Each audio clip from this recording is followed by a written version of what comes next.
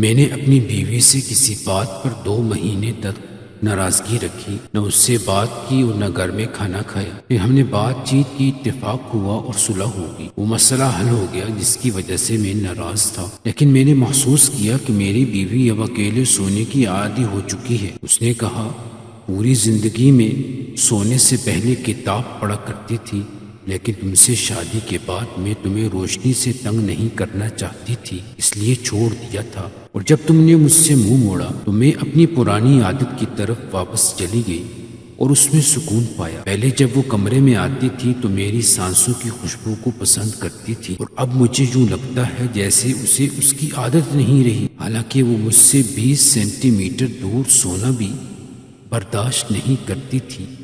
اب وہ میرے کھانے میں نمک کی مقدار پر کوئی تبصرہ نہیں کرتی، جیسے کہتی تھی، دھیان رکھو تمہارا بلڈ پریشر بڑھ جائے گا، کیونکہ وہ اس بات کی عادی ہو چکی تھی کہ میں باہر کھانا کھاتا ہوں، اور اب اسے کوئی فرق نہیں پڑتا کہ کھانے میں نمک زیادہ ہے یا نہیں۔ پہلے وہ ہر وقت میرے ساتھ بات چیت کرتی تھی، لیکن اب وہ خاموش ہے، اپنے مطالعہ یا سلائی میں مصروف رہتی ہے۔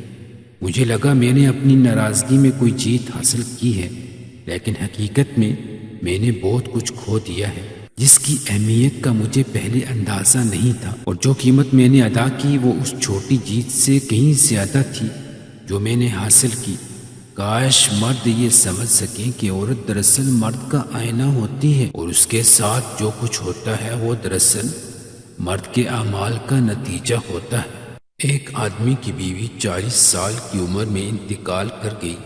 جب اس کے دوستوں اور رشتہ داروں نے دوسری شادی کا مشورہ دیا تو اس نے جواب دیا کہ اس کی بیوی کا سب سے بڑا تحفہ ایک بیٹے کا ہونا ہے، اور وہ اس کے ساتھ اپنی زندگی گزارے گا۔ جب بیٹا بڑا ہوا تو اس نے اپنے تمام کاروبار کی ذمہ داریاں بیٹے کو سونپ دی۔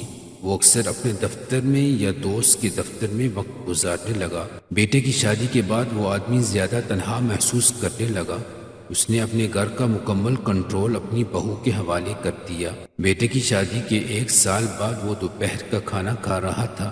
جب بیٹا بھی دفتر سے آیا، ہاتھ دھو کر کھانے کے لیے تیار ہو رہا تھا، بیٹے نے سنا کہ والد نے کھانے کے بعد دہی مانگی، تو بیوی نے جواب دیا کہ آج گھر میں دہی نہیں ہے۔ کھانا کھانے کے بعد والد باہر چہل قدمی کے لیے نکل گیا۔ کچھ دیر بعد بیٹا اپنی بیوی کے ساتھ کھانا کھانے بیٹھ گیا۔ کھانے کے برتن میں دہی موجود تھا، مگر بیٹے نے بغیر کسی رد عمل کے کھانا کھایا اور پھر دفتر چلا گیا۔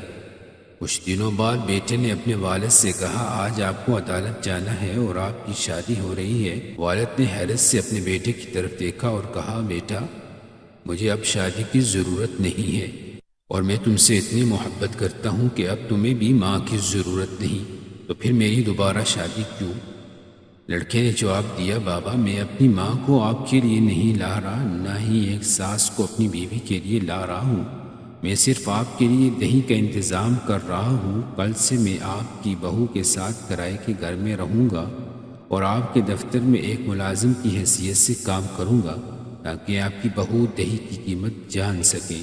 یہ کہانی ہمیں یہ سبق دیتی ہے کہ والدین ہمارے لیے ATM کارڈز ہو سکتے ہیں، لیکن وہ ہماری مرضی پر نہیں بلکہ ہم ان کی مرضی پر چلتے ہیں۔ دنیا کے تمام والدین کو زندہ باد۔ ہر گھر میں ایسی مثال طرز عمل بنائے جانے چاہیے۔